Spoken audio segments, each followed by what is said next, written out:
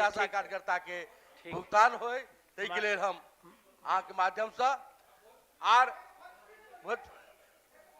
हम रउआ के आग्रह करतानी जे आशा कार्यकर्ता के शीघ्र भुगतान कैल जाए। ठीक बा होई। चलिए माननीय सदस्य श्री अब्दुल बारी सिद्दीकी महोदय, उत्तर आया हुआ है। हमारे काबिल दोस्त और अच्छे मंत्री माने जाते हैं और बात को इधर उधर करने में बड़े माहिर हैं। अब जो सवाल महोदय मैंने पूछा है, ये पटना में से मतलब यहाँ से 15 किलोमीटर की दूरी पे होगा मुश्किल से राजेंद्र नगर, और राजेंद्र नगर में अस्पताल 30 बेड का बना हुआ है। जो हमने पूछा है बड़ा इंटरेस्टिंग है महोदय। इन्होंने कहा कि संस्थान में ऑपरेशन थिएटर और डिलीवरी रूम संचालित है, ये लिखा है इन्होंने।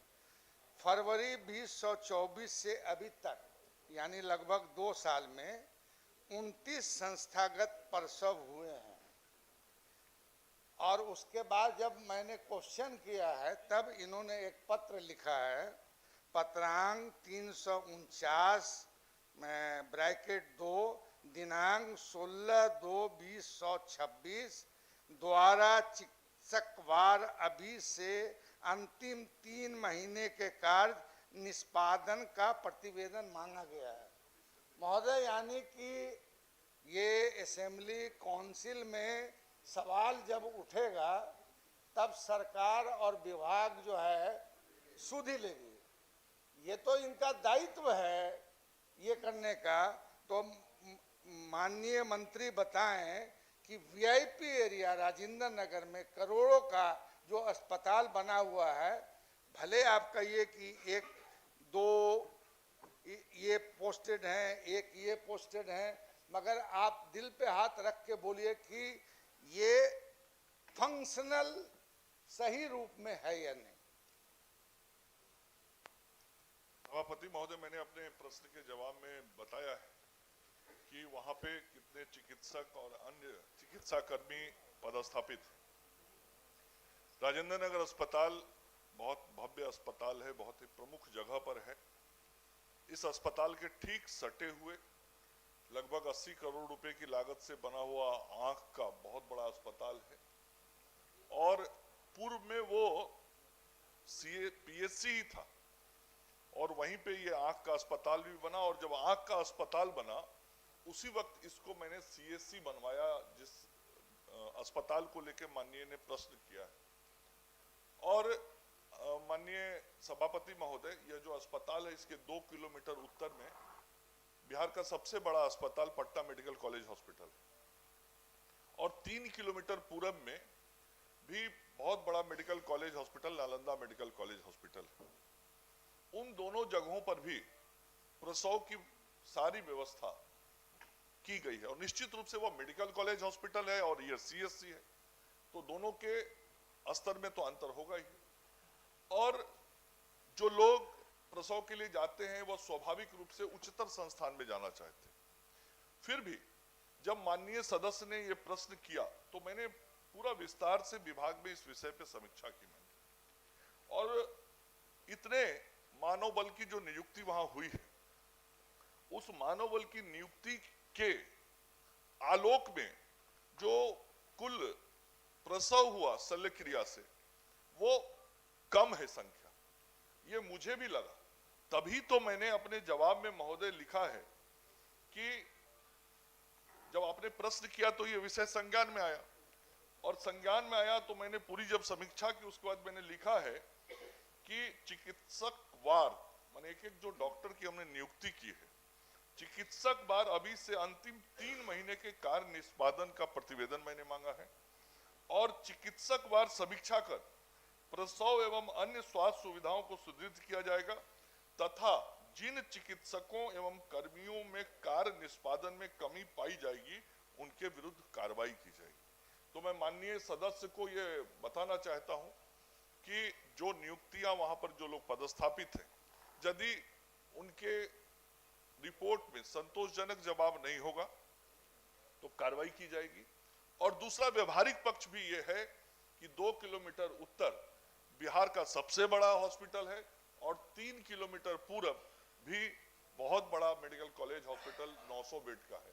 तो स्वाभाविक रूप से जो मरीज होते हैं प्रसव के वो उच्चतर संस्थान में जाने को प्राथमिकता देते हैं।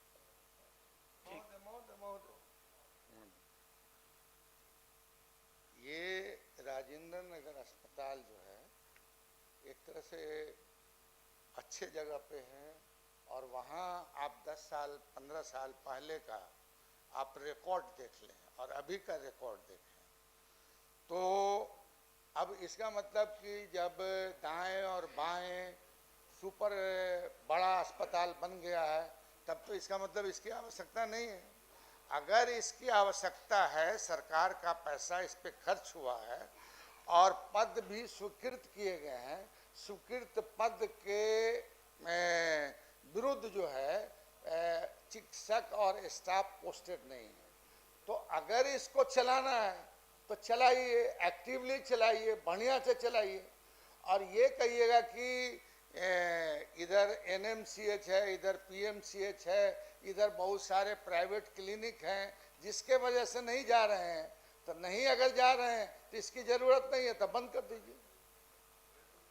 नहीं महोदय, मैं माननीय सदस्य बहुत सीनियर है, विद्वान भी। मैंने जितने चिकित्सक और अन्य चिकित्सा कर्मियों की नियुक्ति की है, स्वयं सदस्य ने प्रश्न किया कि जितने मानव बल वहां है उसके अनुसार सेवा नहीं दी जा रही। मैं भी मान रहा हूं कि जितना मानव बल का अभी हमने नियुक्ति किया है, वहां पदस्थापना किया है, उसके अनुसार सेवा नहीं दी जा रही। तो माननीय सदस्य क्या चाहते हैं कि हम और अतिरिक्त मानव बल वहां जाके रख दें? हम किसी दूसरे अस्पताल में सेवा नहीं दिलवा के ऐसे अस्पताल में रखवा दे जहां पर मरीज ही नहीं आ रहे? यदि आपकी ऐसी इच्छा है तो बता दीजिए। दूसरा महोदय, मैं राजनीतिक विषयों की ओर नहीं जाना चाहता था, लेकिन वरिष्ठ नेता है, विषय को छेड़ देते। 15 वर्ष पूर्व की भी स्थिति मुझे मालूम है, मैं भी बहुत बचपन से पढ़ता रहा हूं। मैं बताना चाहता हूं कि 15 साल पहले, नहीं 15 साल 20 साल पहले यह बात सही है, अब्दुल बारी सिद्दीकी जी ने जो कहा है, उस अस्पताल में प्रसव के लिए महिलाएं ज्यादा जाती थी, यह बात सत्य है। क्यों जाती थी? क्योंकि उस वक्त का पीएमसीएच और एनएमसीएच आज के जैसा नहीं है महोदय, यह ध्यान में मैं लाना चाहता हूं। यदि उस वक्त आपने पीएमसीएच एनएमसीएच वैसा बनाया होता तो उन अस्पतालों में मरीज जाते।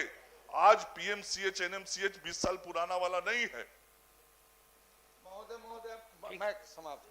अब चूंकि इन्होंने कह दिया, एक जमाने में जो अपना जो पीएमसीएच है ये एक तरह से प्रीमियर इंस्टीट्यूशन देश में माना जाता था और उस पीएमसीएच में बिहार के ही नहीं, दूर के नेपाल से लेकर दूसरे जगह के मरीज भी आते थे। इसका भी आपको, हमको लगता है, ज्ञान होगा ही। अब रही बात, हमारा कोई ये नहीं है आप पे टीका टिप्पणी करने का, हमारा सिर्फ इतना ही है कि सरकार का जब पैसा लगा है, अस्पताल आपने बनाया है और सरकार का पैसा मतलब कि यहाँ की जनता के खून और पसीना का पैसा लगा हुआ है, उसको वेल मेंटेन बना। अभी आप मान लीजिए कह रहे हैं, अब हम क्वेश्चन किए हैं, तो कैसे वो एक्टिवेट होगा जब वहाँ 16 नर्स का पद स्वीकृत है, 6 ही है, इतने डॉक्टर का पद स्वीकृत है, इतना ही है। तो जब फंक्शनल अगर हो जाएगा तो आप देखिएगा कि उसमें मरीज की संख्या बढ़ जाएगी। महोदय, यही तो हम सब लोग के दिल में दर्द है कि जो प्रीमियर इंस्टीट्यूट था, जिसका नाम पूरी दुनिया में था, उसको, जिसकी स्थापना 1925 में हुई थी, उस प्रीमियर इंस्टीट्यूट को जिसको पूरा नॉर्थ ईस्ट इंडिया में एक मेडिकल बड़े हब के रूप में जाना जाता था, जिन लोगों ने लंबे समय तक इस राज्य पे राज किया, उन लोगों ने, मैं साफ कह रहा हूं सिद्दीकी साहब, उन लोगों ने नहीं चलाया उस संस्थान को, वैसा डुबा दिया पीएमसीएच को। यदि 1952 से लेके 2005 तक जिन लोगों ने लंबे समय तक राज किया है, पीएमसीएच को पीएमसीएच बना के रखता, तो आज वो विश्व ख्याति का संस्थान वैसा ही रहता। किन लोगों ने डुबाया पीएमसीएच को, इस पर प्रश्न पर चर्चा होनी चाहिए। अगर देखिए, आप मंत्री हैं, आपको जवाब देना है, और जवाब देने से दाएं बाएं मत होइए, आक्रोशित मत होइए। और जब हमको क्वेश्चन करने का अधिकार है तो टू द पॉइंट क्वेश्चन करने का अधिकार है, और टू द पॉइंट क्वेश्चन नहीं होगा तो हमारा क्वेश्चन रिजेक्ट हो जाएगा। उसी तरह टू द पॉइंट जो हम पूछते हैं उसका जवाब आपको देना। इन्होंने ही प्रीमियर इंस्टीट्यूट की बात की, मैंने नहीं किया। जब सिद्दीकी साहब आप कोई विषय छेड़िएगा तो जवाब तो देना पड़ेगा। पत्रकार लोग भी ऊपर में बैठे हुए, मैं आपके प्रश्न का जवाब यदि नहीं दूंगा तो पत्रकार महोदय बिहार की जनता को यही बताएंगे कि सिद्दीकी साहब ने ऐसा कहा और मंत्री ने नहीं कुछ बोला। आप प्रीमियर इंस्टीट्यूट की चर्चा नहीं करते, मैं नहीं करता, लेकिन आप ही मान रहे हैं कि जितना मानव बल है, और मैं भी मान रहा हूं कि जितना मानव बल है उसके अनुसार जितना सेवा देना चाहिए वो सेवा वहां दे नहीं पा रहे हैं, और ऊपर से आप कह रहे हैं मानव बल और बढ़ा दीजिए वहां। महोदय बताइए, मैं स्वयं कह रहा हूं कि 2 वर्षों में केवल 29 सर्जरियन ऑपरेशन हुआ है। ये कतई सिद्दीकी साहब मेरी बात को ध्यान से सुनिए। मैं भी मान रहा हूं कि 2 साल में यदि 29 ऑपरेशन हुए हैं तो ये बहुत कम है जितना मानव बल है उसकी तुलना में। इसीलिए तो मैंने संस्थान को पत्र लिख के और हर डॉक्टर के हिसाब से रिपोर्ट मांगा कि आखिर डॉक्टर कर क्या रहा है। यदि डॉक्टर कर नहीं रहा है तो सिद्दीकी साहब क्या चाहते हैं कि जिस संस्थान में कोई डॉक्टर पैरामेडिकल स्टाफ यदि अपने कार्य का अनुपालन नहीं कर रहा है वहां हम और मैन पावर बढ़ा दे, ऐसा आप चाहते हैं तो बताइए। नहीं महोदय, मैं जाया नहीं कर रहा हूँ सदन का वक्त। महोदय, मेरा कहना यही है कि जो स्वीकृत पद है उतना ही आप पदस्थापित कर दीजिए। 2 साल से 3 साल से अगर पदस्थापित स्वीकृत पद के विरुद्ध नहीं है तो आप उसको कैसे फंक्शनल बना लीजिएगा। महोदय माननीय सदस्य इतने वरिष्ठ हैं, मैं कैसे समझाऊं सिद्दीकी साहब। यदि वहां पे 6 डॉक्टर का पदस्थापन होना चाहिए, लेकिन वहां हमने 3 डॉक्टर रखा है, वो 3 ही काम नहीं कर रहा है, आप कह रहे हैं 6 डाल दीजिए वहां पे। ये मैं समझ नहीं पा रहा। ठीक है, आगे बढ़िए, आगे बढ़िए, आगे बढ़िए। मुझको महोदय से मुझको चेयर को संज्ञान लेना चाहिए, और चेयर को इस मामले में स्वास्थ्य विभाग की, खास करके जो राजेंद्र नगर का अस्पताल है उसकी स्थिति में आपको मीटिंग बुलाना चाहिए।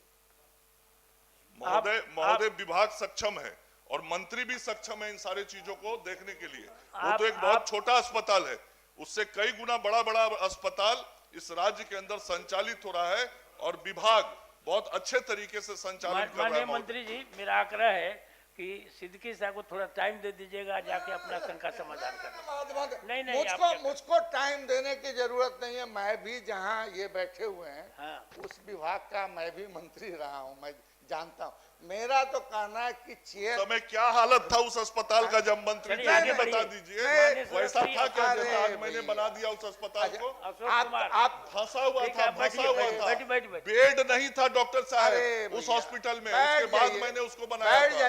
आप जब सब चीज छेड़ रहे हैं, अस्पताल की भी आप सब स्थिति चीज हुई छेड़ है रहे हैं, और आपकी भी छेड़िएगा तो स्थिति सुनना हुई है। पड़ेगा।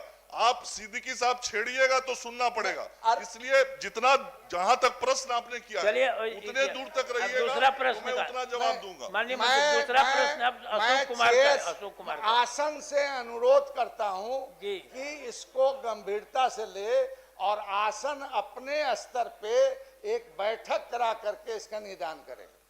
ठीक है, चलिए। माननीय मंत्री, जवाब मिला है महोदय, संतोषजनक जवाब नहीं है महोदय। अधिवक्ता भवन निर्माण कराने के लिए पिछले वर्ष भी हमने सवाल किया था महोदय, उसमें भी यही जवाब दिया गया था कि जमीन का जानकारी समार्ता के द्वारा लिया जा रहा है, लेकिन अभी तक अधिवक्ता भवन निर्माण नहीं किया गया महोदय। कोर्ट का भवन 1999 में निर्माण हुआ था महोदय, आज लगभग 26-27 साल हो गया है महोदय, अभी तक अधिवक्ता भवन का निर्माण नहीं किया गया है। और कोर्ट के कोर्ट के बगल में पूरब दिशा में महोदय पर्याप्त भूमि उपलब्ध है अधिवक्ता भवन निर्माण कराने के लिए, जो जो महोदय किसी के द्वारा कब्जा किया हुआ है महोदय, मैं मांग करता हूं मंत्री जी से आपके माध्यम से कि उसको अतिक्रमण मुक्त करा के उसी में भवन का कोर्ट अधिवक्ता भवन का निर्माण किया नीरज जाए। बाबू महोदय। आपको एक मिनट नीरज बाबू पूछिए।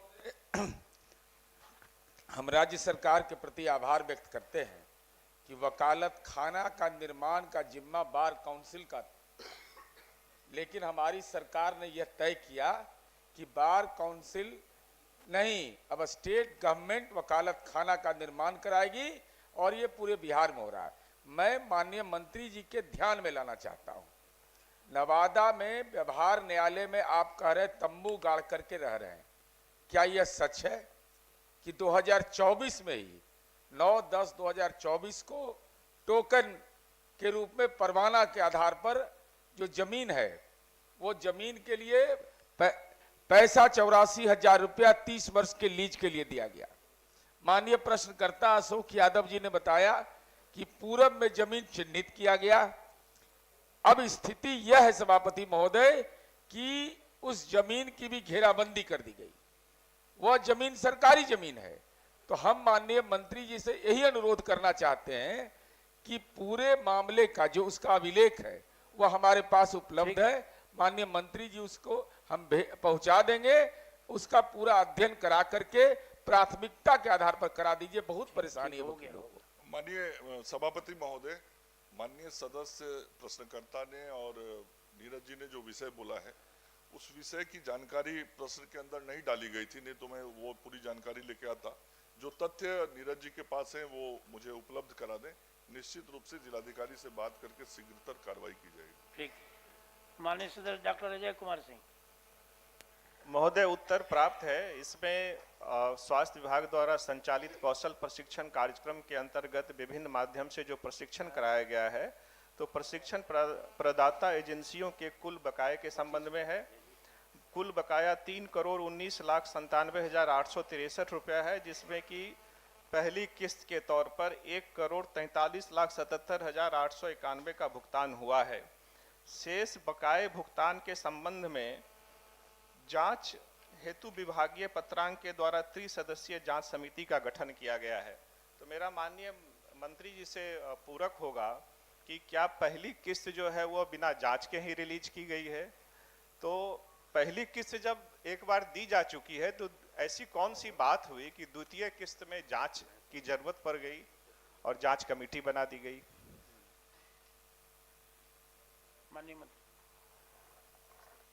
महोदय, ये 3,29,97,863 रुपए का प्रशिक्षण प्रदाता एजेंसियों के द्वारा विपत्र प्रस्तुत किया गया। उसके आलोक में 1,43,77,891 रुपए का भुगतान किया गया। शेष का भुगतान नहीं किया गया है और इसमें समय काफी लग गया है। जो अभी प्रश्न आया है और ये विषय जब का है, इसमें 6-7 साल का मामला है, तो एक बार 6-7 साल पूर्व का राशि क्यों बकाया है ये जानना बहुत विभाग के लिए जरूरी था। इसलिए मैंने विभाग को निर्देश दिया कि ये 6 वर्षों में भुगतान क्यों नहीं हुआ, क्या कारण है। उसके लिए ये त्रिसदस्यीय समिति बनाई है और इसको निर्देश दिया है कि यथाशीघ्र रिपोर्ट दे, ताकि जो जिनका विपत्र जो भी वाजिब बकाया हो वो उनको दिया जा सके। ठीक, आप तारांकित प्रश्न ले जाएंगे। माननीय सदस्य श्री नहीं आगे बढ़ाए तो महेश्वर सिंह जी जवाब आया है जी। और ये प्रश्न है कि biomedical waste treatment and disposal के लिए जो बायो कचरा है, मेडिकल कचरा है, इन्होंने जवाब दिया है कि पटना, मुजफ्फरपुर, गया और भागलपुर में बायोमेडिकल कचरा वेस्ट ट्रीटमेंट एंड डिस्पोजल केंद्र हैं 4 जगह पर। हजूर पूरे बिहार में बेतिया में मेडिकल कॉलेज है, मोतिहारी में बहुत से अस्पताल हैं, किशनगंज में अस्पताल है, कटिहार में अस्पताल है, सहरसा में मेडिकल कॉलेज है, और सभी जगह बायो कचरा मेडिकल कचरा निकलता है, और यह मेडिकल जो कचरा है इसका डिस्पोजल नहीं होने से सड़क के किनारे कहीं कहीं इसको फेंका जा रहा है, जो वैज्ञानिकों के अनुसार बहुत ही खतरनाक है। यह पानी में और मिट्टी में मिल जा रहा है, जिससे आम जनता के स्वास्थ्य पर इसका कोई प्रभाव पड़ेगा। हम बोले थे 26,000, लेकिन इन्होंने जानकारी दिया कि 28,000 निकलता है। तो हमारा यही कहना है कि 4 केंद्रों पर हमको जरा बता दें मंत्री जी, हालांकि मंत्री जी आज बड़ा तेजी में है, इतना तेजी में जल्दी पढ़ते नहीं हैं, बड़ी नरमियत से जवाब देते हैं। बंगाल उंगाल ठीक है ना? तो हम यही जानना चाहते हैं कि ये चारों जो है, ये पटना में जो है उसका नालंदा वगैरह का सब कचरा आता है, इस डिस्पोजल हो पाता है? और जो केंद्र है बेतिया मोतिहारी चारों तरफ, हजूर मोतिहारी हॉस्पिटल का ये हालत है कि वहाँ प्राइवेट एजेंसी को दिया गया है, वहाँ 3 दिन के बाद कचरा का उठाव होता है, चारों तरफ गंदी। हम चैलेंज करके कहते हैं कि मंत्री जी बिना सूचना दिए हॉस्पिटल को आप एक दिन चलिए, और जो सिविल सर्जन का ऑफिस है उसके बाहर खड़ा होकर, चाहे हॉस्पिटल के बाहर खड़ा 10 मिनट खड़ा हो जाइए, इतनी गंदगी का। हाँ, आप जाते होंगे तो उसका उपाय हो जाता होगा। तो हम यही बात, मूल प्रश्न है कि जो पूरे बिहार में जो मेडिकल कचरा है, जिसके निष्पादन का 4 ही केंद्र है, तो और सब जगहों पर इसके निष्पादन का सरकार कोई उपाय करना चाहती है? ठीक महोदय, पूरे राज्य को 4 भाग में बांट के ये जो बायोमेडिकल वेस्टेज है उसके ट्रीटमेंट का काम होता है। जैसा माननीय सदस्य ने बताया है, ये जो इंदिरा गांधी आईजीएमएस पटना में होता है, इसके अंतर्गत पटना, भोजपुर, बक्सर, रोहतास, कैमूर और नालंदा जिले का जो बायोमेडिकल कचरा है वो आता है और उसका ट्रीटमेंट होता है। उसी प्रकार से जो दूसरा स्थान है वहां पे भागलपुर में बांका, भागलपुर, बेगूसराय, जमुई, खगड़िया, किशनगंज, लखीसराय, मुंगेर, नवादा, कटिहार और पूर्णिया का आता है। उसी प्रकार से जो तीसरा है महोदय, मुजफ्फरपुर, सीतामढ़ी, शिवहर, वैशाली, पूर्वी चंपारण, पश्चिमी चंपारण, सारण, सिवान, गोपालगंज, दरभंगा, मधुबनी, समस्तीपुर, सहरसा, मधेपुरा और सुपौल का आता है। और चौथा जो स्थान है अरवल, अररिया, औरंगाबाद, गया, जहानाबाद, शेखपुरा इतने जिलों का आता है। इस प्रकार से पूरे राज्य को 4 भाग में बांट के केवल सरकारी अस्पतालों का ही नहीं, जो प्राइवेट हॉस्पिटल है, प्राइवेट हॉस्पिटल के भी जो वेस्टेज होते हैं वो लाए जाते हैं और उसके रेट फिक्स्ड हैं और उसके अनुसार उसका ट्रीटमेंट किया जाता है। मैंने अपने जवाब में ये लिखा है महोदय अंत में कि इतने जगहों पे तो ये काम हम कर रहे हैं, लेकिन साथ ही राज्य में अतिरिक्त बायोमेडिकल वेस्ट ट्रीटमेंट फैसिलिटी की स्थापना की कार्रवाई की जाएगी। मतलब सरकार और विभाग को भी ये लग रहा है कि इस 4 के बदला केंद्र और बढ़ाए जाने चाहिए, तो केंद्र को बढ़ाने के संदर्भ में विभाग कार्रवाई कर रहा है। कार्रवाई हो रही है, लेकिन आप कह रहे हैं कि मुजफ्फरपुर का डिस्पोजल हो रहा है। एक जवाब दे दीजिएगा।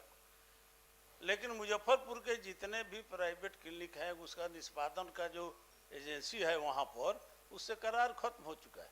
और मोतिहारी का कचरा, बेतिया का कचरा मुजफ्फरपुर कितने गाड़ी रखे हैं इसको लाने के लिए? कोई उपाय इसका नहीं है। जहाँ जाइएगा देखा जाएगा कि रोड के किनारे हम आम जनता के हित में यह सवाल उठाए हैं, हमको किसी को कुछ कहना इसमें नहीं है। अगर यह कचरा डिस्पोजल नहीं हुआ तो जितना आप स्वास्थ्य सेवा कर रहे हैं, लोगों को निरोग कर रहे हैं, उससे ज़्यादा लोग बीमार पड़ेगा इस पूरे बिहार राज्य में। जल्द से जल्द अब कहें कि इस पर विचार कर रहे हैं। मोतिहारी में कब खोलिएगा? हर कमिश्नरी वाइज एगो खोल दीजिए ना। छपरा में कब खोलिएगा? तो जो खोलना है ये कब तक आप कह रहे हैं कि विचार कर रहे हैं? तो इस जो वित्तीय वर्ष आ रहा है उसमें पूरे बिहार में इसको निष्पादन का जो एजेंसी है उसको लागू कर देंगे चारों तरफ। कहना है कि जो ये कचरा उठाते हैं, कचरा उठाने के लिए जिस एजेंसी को दिया है, उस एजेंसी को आप टाइट कीजिए। आपका एजेंसी जो है कचरा नहीं उठा रहा है, उसको टाइट कीजिए, अपने विभाग को टाइट कीजिए, उसको कीजिए, जरूर होगा, क्यों नहीं होगा। और अगर आपके पास में असेसमेंट है कि इतना बायोमेडिकल वेस्ट निकलता है, तो उसके हिसाब से आप देखिए कि आप जो रीजनल सेंटर्स है उसकी क्या कैपेसिटी है। अगर उसकी कैपेसिटी नहीं है तो ओरिजिनल सेंटर खोलिए। आप लोग असेसमेंट करते नहीं है और रिक्त पद बना दिया 8। अगर आपको 8 लोगों की जरूरत नहीं है तो पद क्यों बनाए भाई आप? आपको असेसमेंट पहले करना चाहिए ना। जो अब्दुल बारी सिद्दीकी जी का ये था कि 4 आदमी काम नहीं कर रहा है तो हम आदमी और क्यों दें, तो आदमी रखा क्यों आपने? पहले नहीं रखते आप, असेसमेंट करा लेते आप पहले कि भाई हमको चूंकि इधर एनएमसीएच है, इधर पीएमसीएच है, तो बीच में कितना मरीज आएगा उसके हिसाब से आप करते। तो मेन प्रॉब्लम यही है कि पहले आप असेसमेंट नहीं करते हैं, उसके बाद ये सब प्रॉब्लम आता है। अब जो वेस्ट उठाने वाली एजेंसी है उसको पकड़िए कि तुम वेस्ट नहीं उठा रहे हो, कह रहे हैं। हाँ, चलिए ठीक है, तो जवाब दे रहे। बिहार जैसे आबादी वाले राज्य में सिर्फ 28 टन मेडिकल कचरा होता है, ये अपने आप में चिंता का विषय है। अब वो 28 टन कचरा भी सिर्फ 4 ही जगह ट्रीट होता है, उस कैपेसिटी, इंस्टॉल कैपेसिटी क्या है उसकी? आखिर इतने गंभीर विषय को हम इतने लाइटली क्यों ले रहे हैं? ये तो हर जिले में इसका जो है सो ट्रीटमेंट होना चाहिए, जहां से कचरा निकला वहीं होना चाहिए। इसको इतने दूर ले जाने की आवश्यकता क्या है? रास्ते में भी बीमारी फैलाने के लिए हम क्यों निमंत्रण दे रहे हैं? इसलिए मैं सरकार से विशेष रूप से आग्रह करूंगा कि इसको गंभीरता से लें और प्रत्येक जिले में, कम से कम बड़े जिलों में इसकी स्थापना की जानी चाहिए, भले ही कम कैपेसिटी हो, और इसका ट्रीटमेंट ठीक से होना चाहिए। माननीय मंत्री जी कुछ कहना है क्या? ठीक, माननीय श्रीमती शशि यादव। महोदय, जवाब तो आया हुआ है, क्योंकि राज्य स्वास्थ्य समिति के अधीन जो एएनएम कार्यरत हैं, एफआरएस सिस्टम के विरोध में उन्होंने 24 में 8 जुलाई 24 से कार्य बहिष्कार में वो गई थी।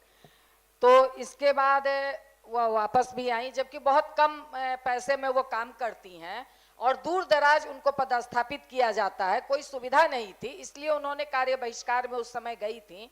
मंत्री महोदय के साथ वार्ता भी हुई और ये भी तय हुआ कि उन लोगों को मतलब जो कार्य बहिष्कार की अवधि है उसको आप विशेष अवकाश में समायोजित कर उन्हें आप पेमेंट कर देंगे, क्योंकि बहुत कम पैसे में काम करते, बहुत कम पेमेंट है उनका।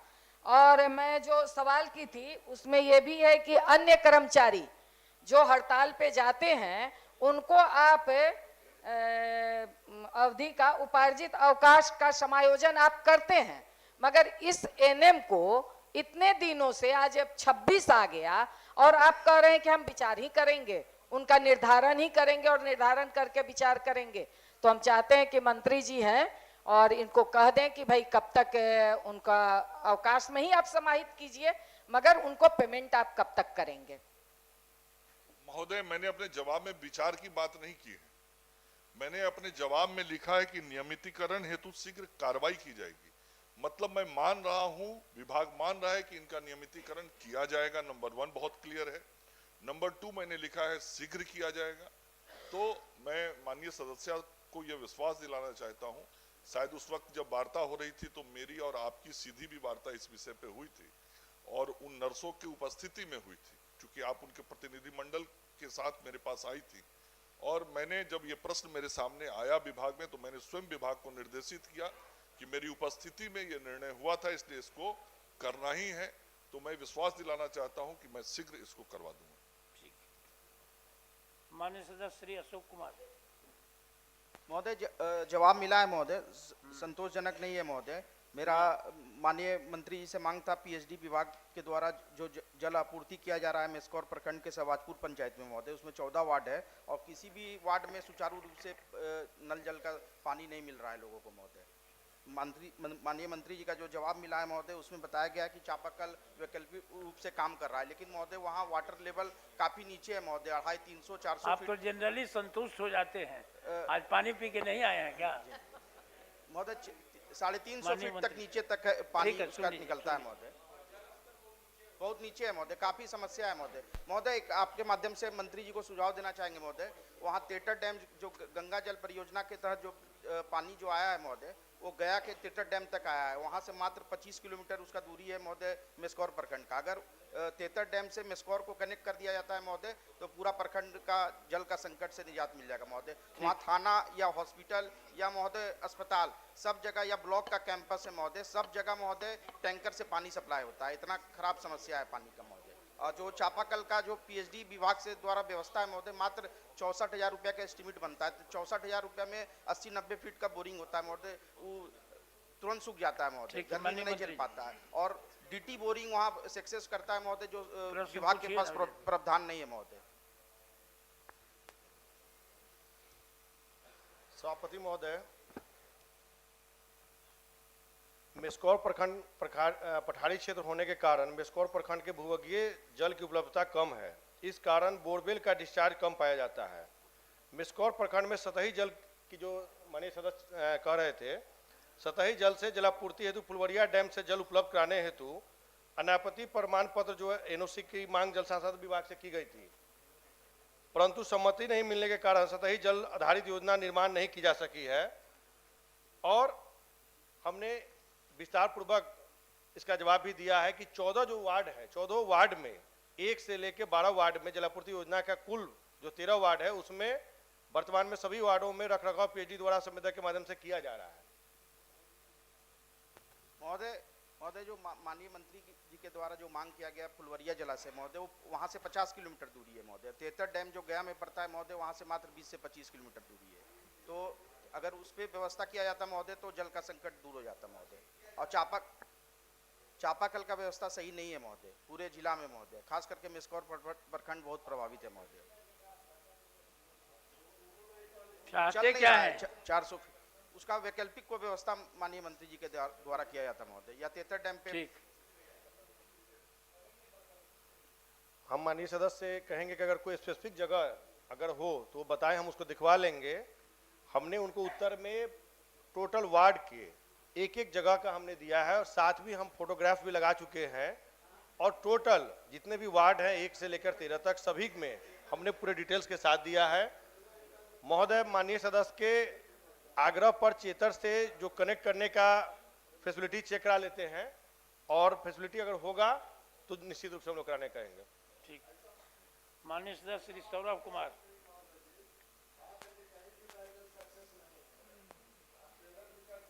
पहले पीआरडी से पंचायत से होता था तो 14 से 16 लाख का एस्टीमेट होता था।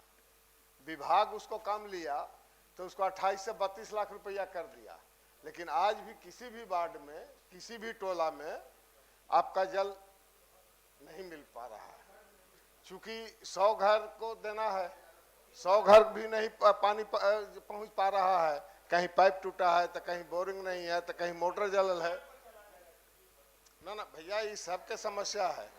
आप इस सदन में हम लोग बैठे हैं तो समस्या के लिए बैठे हुए हैं, इसमें मंत्री जी को भी तकलीफ नहीं होनी चाहिए। सदन में समस्या के लिए बैठे हैं कि समाधान के लिए बैठे हैं? समाधान के लिए बैठे हैं। समस्या है तबे ना बैठे हैं यहाँ, समाधान के लिए ना सभापति महोदय। और समाधान होना नहीं है, कथा कहना है। क्वेश्चन पूछिए ना। की बात नहीं, मगध ज्यादा प्रभावित है, इसलिए कि वहाँ पहाड़ी क्षेत्र है, इसलिए ज्यादा प्रभावित मगध होता है सर। सभापति महोदय, हमारा नहीं कहना है पहाड़ी क्षेत्र में समस्या है। हम सब तो उत्तर बिहार बाढ़ प्रभावित इलाका में छी। पिछला साल बसराजा नदी, खिरोई नदी, बुरनर नदी, थुमानी नदी और कमला नदी, जीवस नदी के रहने के बावजूद मधुबनी दरभंगा में जो जल संकट रहे से विभाग के पास में रिपोर्ट है। ताई समग्र रूप से जे हम सब कहे छे झपले रह दियो, झपले रह दियो। ताई मोने मोने अहाँ बुझे छे सबटा बात, जमीनी सच्चाई के बात सबटा बुझे छे। ताई सब ठाम जल के व्यवस्था गर्मी आबे वाला छे, ताई सब ठाम वैकल्पिक व्यवस्था के तहत जे पेयजल सुविधा सबके भेटन एकर व्यवस्था हुआ चाहिए। ठीक, बोलिए। माननीय सदस्य जो कह रहे थे 70,157 पंचायती राज विभाग के द्वारा योजना को पीएचडी में ट्रांसफर किया गया। उसमें से 36,248 योजना उस समय बंद था। और उस समय क्या होता था कि जो लोकल में मुखिया और ये लोग काम कराते थे, जिस कारण से बहुत सारे पाइप जो है वो टूटे हुए थे। और उसके बाद जब विभाग में ट्रांसफर किया गया, उसका लगातार हम लोग सारी जगह का पाइप बदलने का भी काम कर रहे हैं। और पीआरडीए के द्वारा जो हम लोग को जहां भी दिया गया था, उसमें मुखिया जी के द्वारा जो कम गहराई पर डाला गया था, सारे पाइप को हटाकर और नए पाइपों को डालने का काम किया जा रहा है। ठीक, एक आदमी पहले चापाकल दिए जाने का, अनुशंसा किए जाने का प्रावधान था, जो वैकल्पिक व्यवस्था कही जा रही है। आज अगर विधानमंडल के सदस्यों के लिए पुनः अनुशंसा का प्रावधान करवा दिया जाए तो निश्चित रूप से इस तरह की समस्या नहीं होगी। और मुझे लगता है इस पर गंभीरता से सरकार को सोचना चाहिए और अमल करना चाहिए। सभापति महोदय, अभी एमएलए एमएलसी लोगों को अनुशंसा के आधार पर चापाकल करता था, जो बंद कर दिया गया और बीच में दे दिया गया पंचायत को, पंचायत के बाद वार्ड सदस्य को, वार्ड सदस्य के बाद फिर चला विभाग को। अब सब जगह स्थिति यही है कि विभाग कहती है कि जो मुखिया काम किया था वो गड़बड़ था। फिर क्यों लिया विभाग? जब गड़बड़ था तो उसको लेना ही नहीं चाहिए। मुखिया से लड़ाई करके झगड़ा करके अपना चापाकल या नल जल चलाता। इस सब जगह स्थिति बनी हुई है कि नल जल का सही से नहीं हो रहा है। बड़ा बड़ा विभाग ने टेंडर कर दिया और ठेकेदार को ब्लॉक वाइज मिल गया है और उसको नंबर दे दिया गया है। कोई ठेकेदार सुनता नहीं है। इस पर पुनः विचार होना चाहिए और पुनः जो है वार्ड को पंचायत को ट्रांसफर हो देना चाहिए। और इसमें एक और चीज हमको बोलनी है, जो ये इनके विभाग से रख रखाव किया जा रहा है, चाहे जो भी उसकी बिजली की बिल भरी जा रही है, अनुरक्षण की जा रही है, उसकी राशि 15वीं वित्त से ली जा रही है, सिस्टम से ली जा रही है। जब इनके विभाग को हस्तांतरण कर दिया गया तो मुखिया जी के चेक से क्यों पेमेंट हो रहा है, इसका भी जवाब दे। आपका जब विभाग ले लिया तो भुगतान भी उसकी आप ही के विभाग से होनी चाहिए। नहीं तो वार्ड सदस्य को दीजिए, मेरे मुखिया को दीजिए, वो करेंगे। जब अनुरक्षण वही का पैसा वही दे रहे हैं, बिजली बिल वही दे रहे हैं, तो उन्हीं को दीजिए, फिर वही करेंगे। अनुरक्षण का पैसा जाता था, वार्ड का देख रेख होता था, पानी नहीं मिलता था तो गांव टोले का वार्ड का लोग उन पर चढ़ाई कर देता था। आज हजूर स्थिति ये है कि जो ठेकेदार को ब्लॉक वाइज दे दिया गया है, इनके अफसर मिले हुए हैं और कहीं फोन करने पर कहीं पाइप वाइप और नल से जल नहीं आ रहा है तो कोई उठाने के लिए तैयार नहीं है और सब आपस में घाल मिल करके नया है, इनको संज्ञान में हम लोग दे रहे हैं। तो इस पर कड़ाई होनी चाहिए। अन्यथा तो उसी वार्ड को जिम्मे दे दिया जाए, जनता से अपना से लड़ते रहे।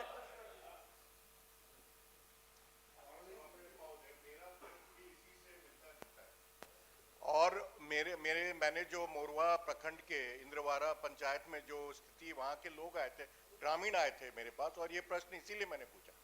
वहाँ भी जितने नल जल योजनाएं सब खराब पड़ी हुई हैं और जवाब आया कि वो ठीक है, ठीक से चल रही हैं। मंत्री जी को भी बोलने दीजिए कुछ।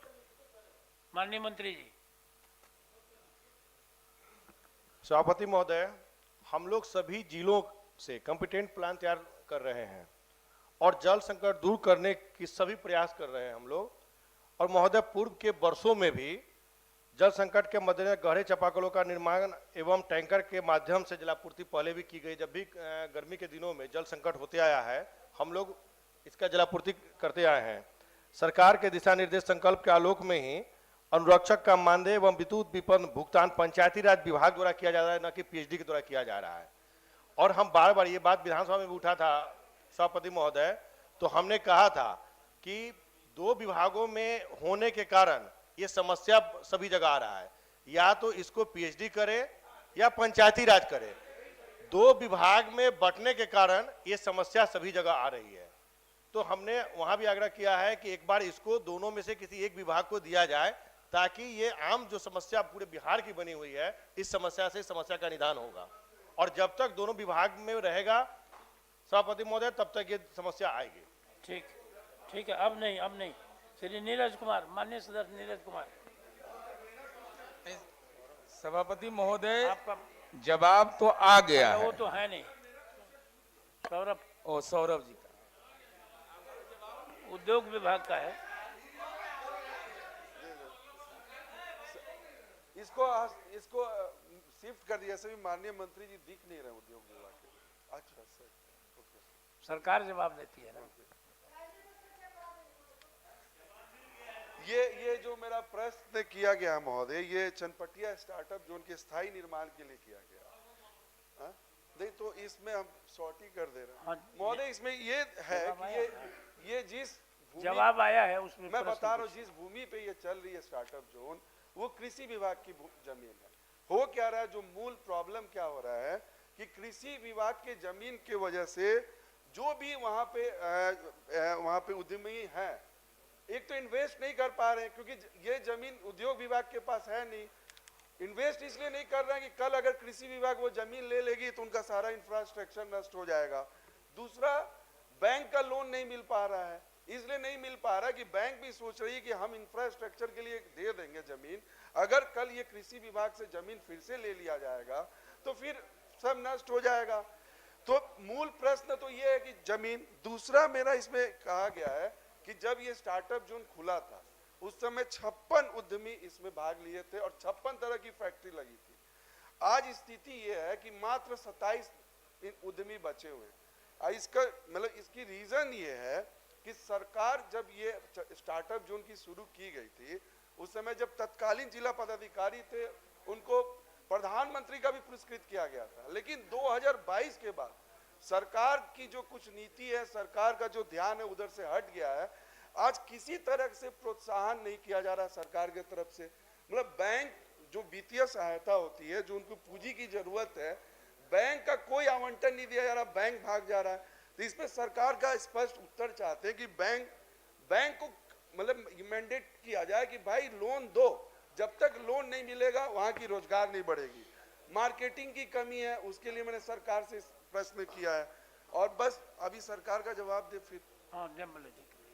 महोदय, मैंने जो जवाब दिया है, जवाब में जितना पूरक प्रश्न माननीय सदस्य ने पूछा वही मूल प्रश्न भी उनका था और एक एक चीज का बहुत स्पष्ट जवाब है। मैं बिंदुवार पढ़ देता हूं।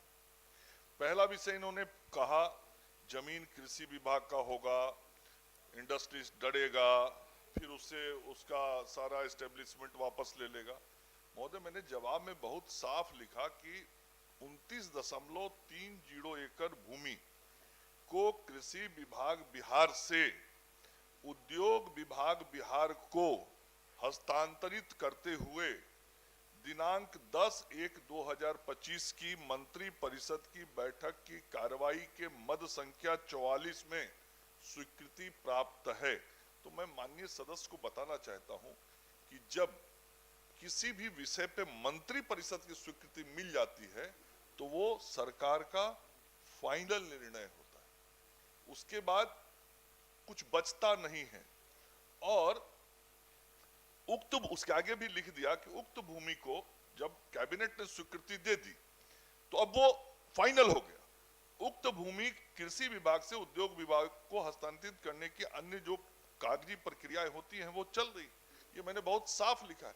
तो अब इसमें क्यों इंडस्ट्रियलिस्ट डरेगा? इंडस्ट्रियलिस्ट तब डरता जब सरकार से उसकी स्वीकृति नहीं मिली होती और उद्योग विभाग ऐसे ही कहता कि ये कृषि विभाग का जमीन है, सरकारी जमीन है, आइए आप उद्योग लगा दीजिए।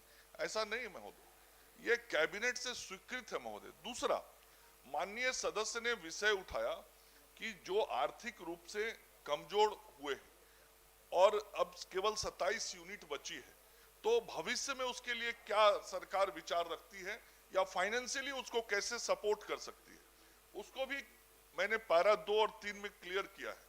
चनपटिया स्टार्टअप जोन परिसर के टेक्सटाइल वस्त्र उद्योग से जुड़ी इकाइयों को विशेष परिस्थिति मानते हुए बिहार औद्योगिक निवेश प्रोत्साहन एक नीति आई महोदय बिहार सरकार की 2022 में वस्त्र एवं चर्म को लेकर के तहत आच्छादित किए जाने एवं तदनुसार वित्तीय सहायता प्रदान करने संबंधी उद्योग विभाग के निर्गत संकल्प ज्ञापांक 161 दिनांक 10/1/25 की कंडिका 4/2 में संशोधन संकल्प ज्ञापांक 68 पटना दिनांक 13/1/26 द्वारा किया गया है।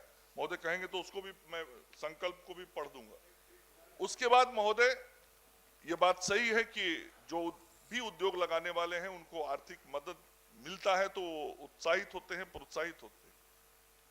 इस परिसर के 58 इकाइयों में जो कार्यशील पूंजी की समस्याओं से जूझ रहे हैं उन लोगों को विशेष परिस्थिति मानते हुए बिहार औद्योगिक निवेश प्रोत्साहन नीति 2016 की कंडिका 246 के अंतर्गत वित्तीय प्रोत्साहन हेतु न्यूनतम निवेश की अधिसीमा को शिथिल करते हुए, शिथिल किया गया महोदय, राज्य सरकार की वित्तीय संस्था बिहार राज्य साख एवं विनियोग निगम लिमिटेड बिसिको के माध्यम से रियायती दर 9% वार्षिक ब्याज की दर से 3 वर्षों के लिए अल्पावधि ऋण उपलब्ध कराई जाएगी।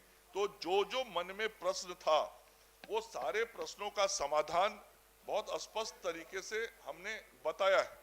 अब इसके बाद भी कुछ माननीय सदस्य को पूरक हो तो पूछ सकते हैं। ठीक है, आपने जमीन हस्तांतरित किया, 2020 में स्टार्टअप जन्म खोला, आप 2025 में लिख रहे, 5 साल लग गए, 5 साल में 56 से 24 उद्यमी बचे, बाकी डर से तो भाग ही गया, 30 तो भाग गए क्योंकि आपको जमीनी लेने में 5 साल लग गया।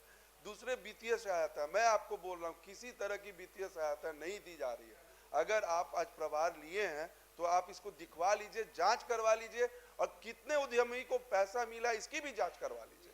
अगर आपकी उत्तर आगे इसको सही माने, नहीं तो आप जांच करा लीजिए।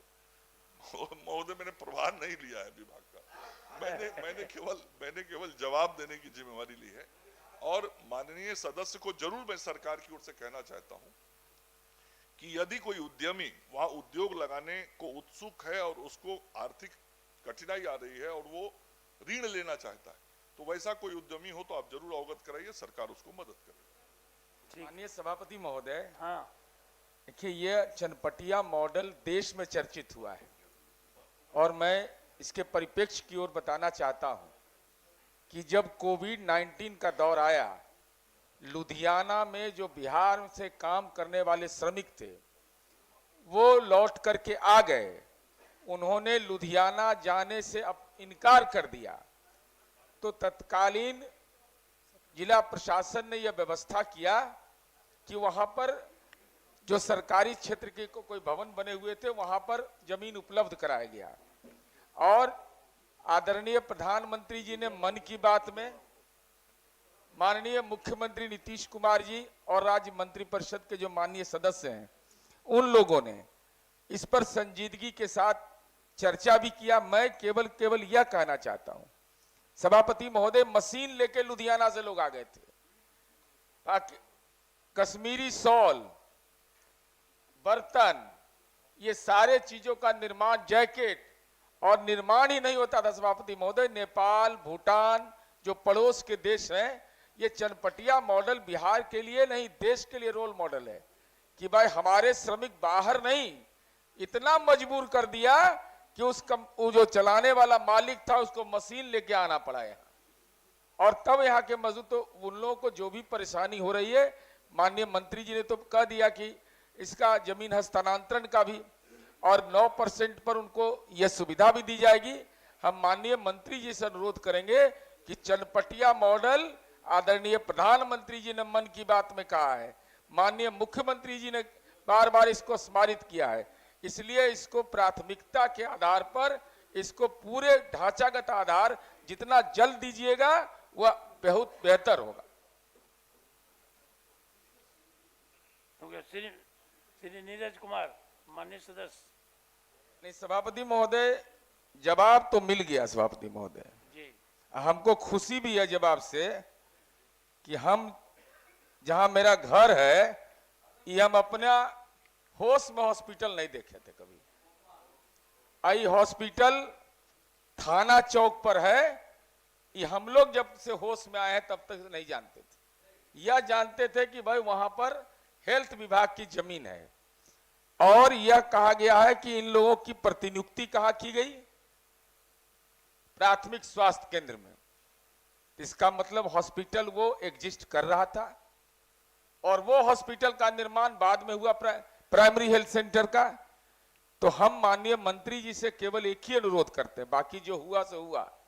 यह जो आप कह रहे हैं कि शहरी परिवार कल्याण केंद्र के जीर्णोद्धार हेतु, माने ये तय मान लिया कि वो जमीन है, वो अतिक्रमण का शिकार हो रहा है, उसको भी आप बचा लीजिएगा। फिर एक जोड़ दिए जनहित में विभागीय स्तर पर। अब यही जनहित में विभागीय स्तर पर निर्णय लेने की बात हम माननीय मंत्री जी से अनुरोध कर रहे हैं कि जब आप यह स्वीकार कर रहे हैं कि शहरी परिवार कल्याण केंद्र का भवन है, जर्जर है, संचालित है, हम लोग अपने जीवन काल में नहीं देख पाए, लेकिन वो संचालित था, संचिका में संचालित था, प्रतिनियुक्ति हो गई, तो कम से कम इतना आश्वस्त कर दीजिए कि 2026-27 वित्तीय वर्ष में नहीं हो तो मैटरनिटी सेंटर ही खोल दीजिए, लेकिन कुछ ऐसा कर दीजिए आज सदन में, आपका भी जस होगा, हम लोग का भी मंगल हो जाएगा। माननीय सभापति महोदय, अभी आपने किसी दूसरे प्रश्न के संदर्भ में कहा कि हम सब लोग यहाँ समाधान के लिए बैठते हैं, और माननीय सदस्य नीरज जी ने कोई समस्या लाया है तो उसका समाधान निकालना स्वास्थ्य मंत्री के नाते मेरी जिम्मेवारी भी है। तो मैं विश्वास दिलाता हूं माननीय सदस्य को, मैंने जवाब में भी स्पष्ट कर दिया है कि इसका निर्माण किया जाएगा, लेकिन जो विभाग की औपचारिकताएं होती हैं उन औपचारिकताओं को और जो जांच प्रक्रिया, फिर उसके लिए धन की व्यवस्था करना, ये सब करा के ये निश्चित रूप से नीरज जी इस वित्तीय वर्ष में मैं काम जरूर शुरू करवा दूंगा। नीरज जी, मैं इस वित्तीय वर्ष में आपके इस अस्पताल को जो आप नहीं देख सके थे, इस साल में इस वित्तीय वर्ष में नहीं, अगले वित्तीय वर्ष में मैं जरूर शुरू करवा दूंगा। माननीय सदस्य श्री सर्वेश कुमार जी आया है ना क्वेश्चन? पूछता हूँ श्रीमान जी, आंसर तो आया है, एक पूरक है, कर ही लीजिए। कर ही ले। हाँ करें। क्वेश्चन का मुख्य उद्देश्य पूछने का था कि सर्कुलर इकोनॉमी के इन्वेस्टमेंट का पॉलिसी इंटीग्रेटेड होना चाहिए। सर्कुलर इकोनॉमी के इन्वेस्टमेंट का पॉलिसी इंटीग्रेटेड होना चाहिए। तीसरे पार्ट में जवाब लिखा हुआ है, उसमें है कि बिहार लॉजिस्टिक पॉलिसी 2023 अलग है, बिहार इंडस्ट्रियल इन्वेस्टमेंट पॉलिसी 2016 का भी जिक्र है, लेकिन संभवतः बिहार इंडस्ट्रियल इन्वेस्टमेंट पॉलिसी 2016 को रिप्लेस करके बिहार इंडस्ट्रियल इन्वेस्टमेंट पॉलिसी 2025 आ गया है। तो 2016 के पॉलिसी का कोई रेफरेंस रेलिवेंट समझ में नहीं आता है, और इंटीग्रेटेड ये है नहीं। लॉजिस्टिक पॉलिसी 2023 का है, शायद इतनी जानकारी वहाँ उपलब्ध अभी नहीं होगी। इसमें कोई ऐसा यूनिट बिहार में बना क्या? क्योंकि जवाब में कहा जा रहा है कि तमिलनाडु के पॉलिसीज को हमने कंपेयर किया और हमारा पॉलिसी बेहतर है। तो लेकिन ऐसे कई पॉलिसीज बिहार इंडस्ट्रियल डेवलपमेंट के आए हैं, जैसे बिहार बायोफ्यूल पॉलिसी, एक यूनिट नहीं लगा पूरे पॉलिसी में। तो मैं यही, जब आप कहते हैं कि बिहार लॉजिस्टिक नीति 2023 में इन क्षेत्रों से संबंधित दायरे को समाहित किया गया है, यह सामान्यतः अधिक व्यापक एवं आकर्षक है। तो एक भी यूनिट आपके यहाँ इस पॉलिसी के तहत लगा है क्या, ये मैं जानना चाहता हूँ, और इंटीग्रेटेड पॉलिसी सरकार इसमें ला पाएगी या नहीं, यह मेरा पूरक। महोदय, माननीय सदस्य ने प्रश्न में यदि पूछा होता कि इस संदर्भ में कोई यूनिट लगी है कि नहीं, तो उसकी जानकारी मैं सदन में लेके आता, लेकिन उसको मैं दिखवा लेता हूं कि कोई नया यूनिट लगा है कि नहीं लगा है। और दूसरा भी जो पूरक पूछा है माननीय सदस्य ने, उसको भी मैं विभाग में दिखवा लेता हूँ। ठीक है। माननीय सदस्य उर्मिला ठाकुर नहीं है, श्री अशोक कुमार पांडे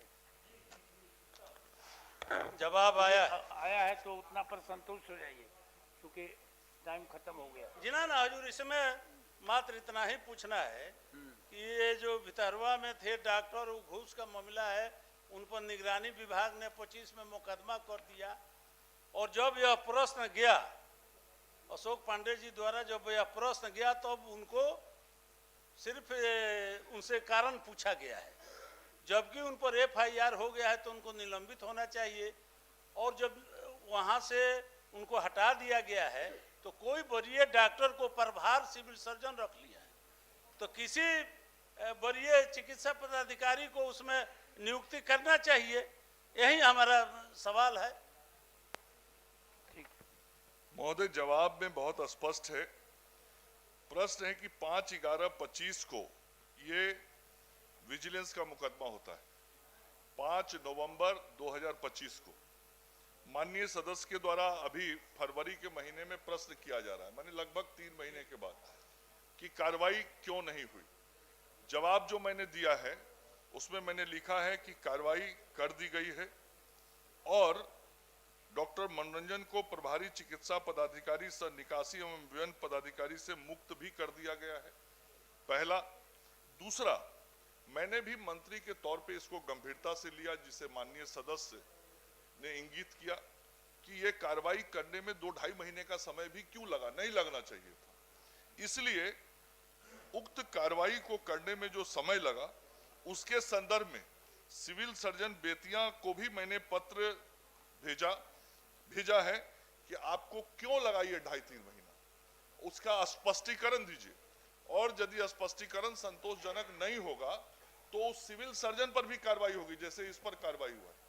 इसलिए महोदय, विभाग की मंशा बहुत साफ है कि जिसने गड़बड़ी किया उस पर कार्रवाई हो गई, और जिस अधिकारी को कार्रवाई करना था उसने जो विलंब किया 2.5-3 महीने का, क्यों विलंब किया, ये नहीं होना चाहिए था, ये हफ्ता 15 दिन में हो जाना चाहिए था। तीसरा विषय माननीय सदस्य ने पूछा है कि उनके बदले आप किसकी नियुक्ति करेंगे, डॉक्टर मनोरंजन के बदले। तो अभी 2 दिन पहले उनको इस दायित्व से मुक्त किया है, बहुत शीघ्र किसी दूसरे को उसका प्रभार दे दिया जाए। ठीक, आप प्रश्नोत्तर अपने रख लिया, सिविल सर्जन इसमें अपने पर भार रख लिया, यही बात संज्ञान में देना। जिन प्रश्नों ऐसा है, सरकार का नियम ही ऐसा होता है कि जब कोई कनीय पदाधिकारी नहीं रहता है पद पे तो तत्कालिक रूप से व्ययन पदाधिकारी, उसके ऊपर का जो पदाधिकारी होता है वो होता है, तो उसके ऊपर का पदाधिकारी सीए से तो नेचुरल उसके पास अभी है, 2 दिन 5 दिन 7 दिन जब तक नियुक्ति नहीं हो जाती है, यह सरकार की प्रक्रिया है महोदय।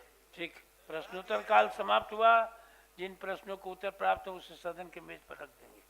अब शून्यकाल, श्रीमती शशि यादव।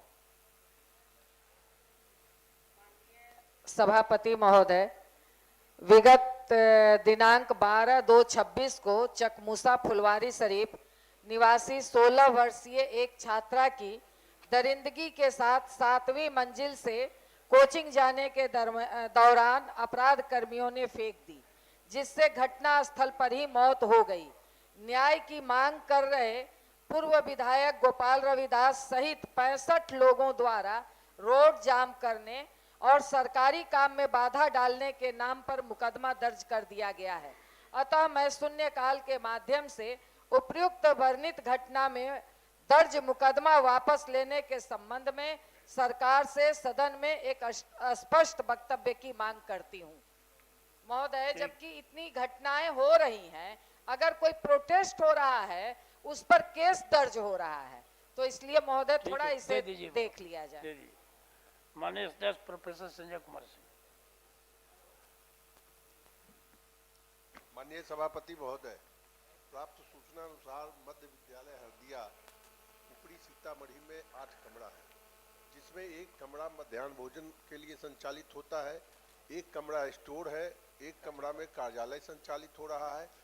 शेष 5 कमरों में वर्ग संचालन में काफी कठिनाई हो रही है, लेकिन इसके बावजूद जिला शिक्षा पदाधिकारी सीतामढ़ी द्वारा मध्य विद्यालय हरदिया में ही प्राथमिक विद्यालय बिंद टोला, मध्य विद्यालय सिंघाई, उच्च माध्यमिक विद्यालय झाड़ीहर को टैग कर दिया गया है। मतलब जबकि उच्च विद्यालय झाड़ीताड़ पुपड़ी के कक्षा संचालन हेतु विद्यालय के मूल भवन के उपयोग हेतु सहायक अभियंता पुपड़ी अनुमंडल द्वारा निरीक्षण रिपोर्ट सौंप दिया गया है, जिसमें 4 कमरा अच्छी अवस्था में स्थित है, 2 कमरा आंशिक मरम्मत के साथ उपयोग हेतु बनाया जा सकता है। परिसर में शौचालय एवं पेयजल की भी व्यवस्था है, लेकिन जिला शिक्षा पदाधिकारी के हठधर्मिता के कारण मध्य विद्यालय हरदिया में 5 कमरों में 5 विद्यालय चल रहे हैं। ये बड़ा गंभीर मामला है कि जब हरदिया उच्च विद्यालय में यह भवन उपलब्ध है, 4 काम चलाने लायक शैक्षणिक कार्य करने लायक है, लेकिन उसको जिला शिक्षा पदाधिकारी की हठधर्मिता के कारण हरदिया के 5 कमरों में 5 विद्यालय को शिफ्ट करके चलाया जा रहा है।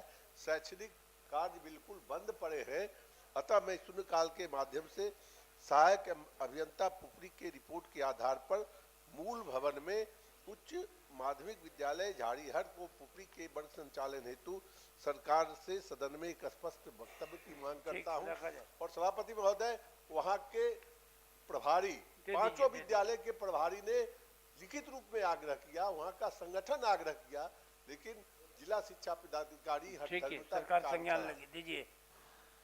अब ध्यानाकर्षण श्रीमती निवेदिता सिंह, आपका उत्तर आ गया, देख लीजिए। सभापति महोदय, उत्तर तो आया है, लेकिन माननीय मंत्री जी का जो जवाब है कि अभी तक एनओसी नहीं मिला है, तो उसी के विषय में मैं माननीय मंत्री जी से पूछना चाहती हूं कि कब तक ये एनओसी हम लोग प्राप्त कर लेंगे, ताकि जो क्षेत्र 200 लगभग गांव है रोहतास और कैमूर जिले के अंतर्गत, जबकि माननीय प्रधानमंत्री जी की हमारी जो हर घर बिजली और हर घर बल्ब योजना के तहत 200 ऐसे गांव हैं जहां आज भी वहां का जनजीवन आदिवासी क्षेत्र वनवासी क्षेत्र में अभी तक वहां बिजली की सुविधा हमको मुहैया नहीं करवाई गई है, जिसके कारण उस क्षेत्र का विकास प्रभावित हो रहा है। और आज हमारी बिहार में भी सरकार है और केंद्र में भी सरकार है, जबकि माननीय मंत्री जी के द्वारा वक्तव्य ये दिया गया है कि हमने एनओसी के लिए वहां दिया हुआ है। तो 2019 में जब एनओसी गया है और 8 वर्षों के बाद भी अगर एनओसी हम अपनी सरकार होते हुए भी नहीं प्राप्त कर सकते हैं, तो इसमें ही माननीय मंत्री जी से मैं स्पष्ट वक्तव्य की मांग करती हूं कि कब तक वो एनओसी प्राप्त आप माननीय मंत्री जी कर लेंगे, क्योंकि इसका निविदा भी निकल चुका है, वर्क ऑर्डर भी हो चुका है और योजना भी निर्गत कराई जा चुकी है। हम प्रयास करेंगे कि एनओसी मिल जाए और फॉरेस्ट डिपार्टमेंट से और काम प्रारंभ हो जाए। नहीं, माननीय सभापति महोदय जी, आपसे मैं ये आपके माध्यम से मैं मंत्री जी से पूछना चाहूंगी कि कितना समय और लगेगा इस एनओसी को प्राप्त करने में? जल्दी मैं यही आग्रह करना चाहूंगी मंत्री जी से, राजीव कुमार, कि भाई भूपेंद्र यादव जी भी हमारे वन एवं पर्यावरण मंत्री है केंद्र में, उनसे अति शीघ्र बात करके आप इस कार्य को पूर्ण करें। ठीक है, इसके लिए हम लोग बहुत आभारी रहेंगे आपके। पड़ा हुआ मान लीजिए, सरकार का वक्तव्य आ गया है, देख लिए ना, आगे बढ़े। प्रोफेसर गुलाम गौस नहीं है, श्री घनश्याम ठाकुर। माननीय सभापति महोदय, चलिए आगे बढ़ गए। मान उत्तर भेट गेल है, आपका उत्तर भेट गेलिए सभापति महोदय, लेकिन जो हमार प्रश्न छला और जिज्ञासा छला, ग्रामीण फ्रेंचाइजी के द्वारा 6 रुपया 39 पैसा आ 3 रुपया अतिरिक्त काज पर जे 10 रुपया के अंदर जे हमर काज हो चला, तकरा नया फ्लूट एजेंसी के 13 रुपया और 4 रुपया अतिरिक्त 17 रुपया हम दै छियै।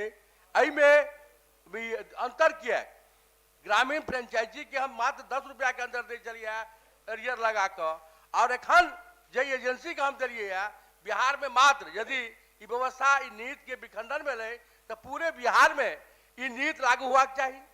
तब पूरे बिहार में जहां तहां ग्रामीण व्यवस्था ग्रामीण फ्रेंचाइजी है, आरआरएफ है, लेकिन मधुबनी जिला के 125 जगह पर एकरा समाप्त कल गए है। और एमे जे राशि के जे अतिरिक्त व्यय भ रहल छै, तै में हमरा भेल जे क्या व्यय भ रहल छै, जखन कि हमरा सबके विकास पुरुष और मिथिला के जोड़ा वाला, और हम तो कहे हमारे मिथिला के गांधी छथि आदरणीय नरेंद्र बाबू, और विद्वान लोग छथि हमर गुरु जी छथि, लेकिन जे 10 रुपया में काज हो चलिए वो 17 रुपया में क्या हो, हमरा जिज्ञासा चला, जिज्ञासा के माननीय मंत्री जी शांत कर। सदस्य की जो चिंता है हम उसको देखवा देना। ठीक। और सच्चिदानंद राय जी माननीय सदस्य, लेकिन मंत्री जी नहीं है, इसको अभी स्थगित कर देते हैं। अभी तो स्थगित कर दीजिए। को होगा। बृहस्पतिवार को। बृहस्पतिवार में नहीं, परसों। बृहस्पतिवार को जी परसों ना। हाँ ठीक है महोदय।